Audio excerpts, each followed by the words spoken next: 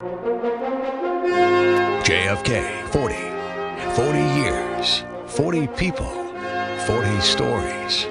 On News Talk 820 WBAP.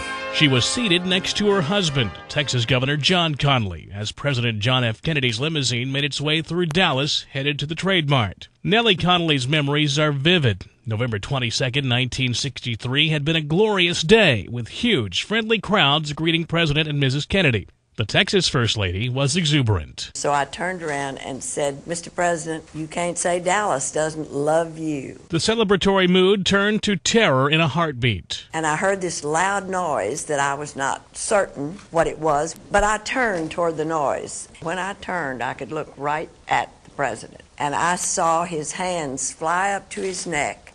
John, who is sitting in front of him, turned to his left, and this takes seconds. And the second shot went through John Connally. And he said, "My God, they're going to kill us all." Their black limo was under siege. There was a third shot. The car was covered.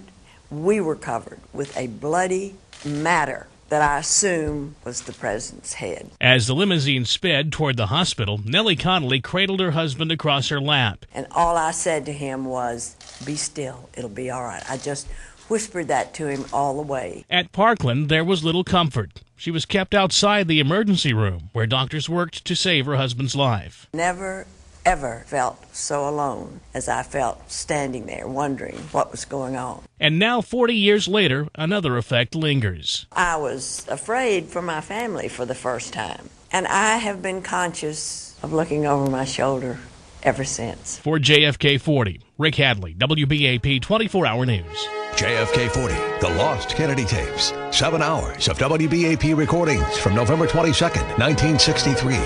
Played back real time, Saturday morning at 11 on News Talk 820, WBAP.